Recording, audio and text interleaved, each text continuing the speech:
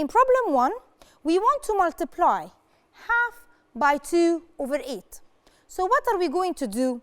We will multiply the numerator by the numerator. So we will get a 2. Then we will multiply the denominator by the denominator. So we will get 16. Now what do we do? Is this the simplest form? Of course not, because there is a common factor between the numerator and the denominator. So we can divide the numerator and the denominator by, excellent, by 2. So the result is going to be 2 divided by 2, this is 1. 16 divided by 2 is 8. Like that. Now let's move on to problem 2. Here we need to find the product of multiplying 1 over 3 by 2 over 7. Again, we will multiply the numerator by the numerator, which is equal to what? 2. Then we're going to multiply the denominator by the denominator, which is equal to what? 21. And of course, is this the simplest form of the fraction? What do you think? You can notice that 2, the numerator is a prime number. So you can only divide it by itself and 1.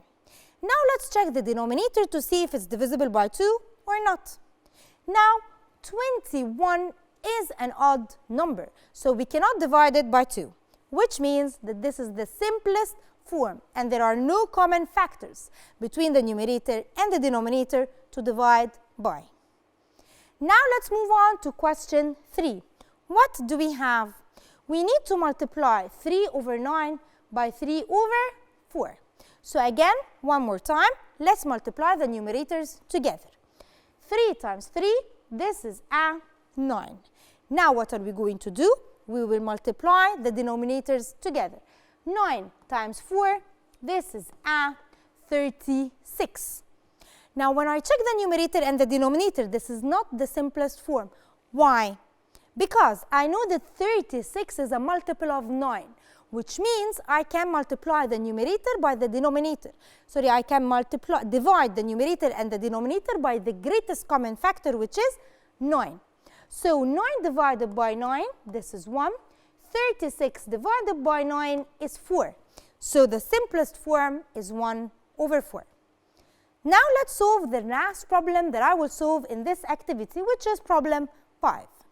We need to multiply 5 over 10 by 8 over 10. What are we going to do? We will multiply 5 by 8, which is a 40. Then we're going to multiply the denominators, 10 by 10, which is equal to 100. Now, is this the simplest form?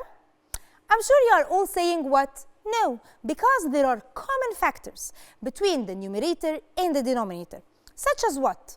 2, for instance, because these two numbers are even numbers. We can also divide by what? 4. So I can divide by 4.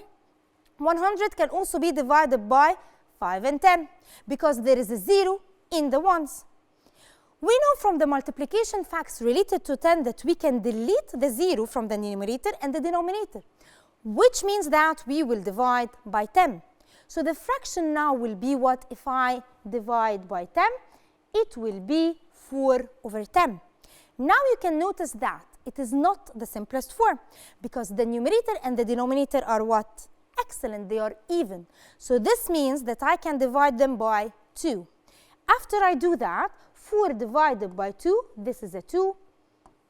And 10 divided by 2, this is a 5. So the simplest form is 2 over 5. Now you can notice that we have divided by 10. And also, you can use 2, 4, 5, and so on. But in that case, we will need more steps to find the answer of the problem. We can also put it in the simplest form in just one step if we find the greatest common factor of the two numbers.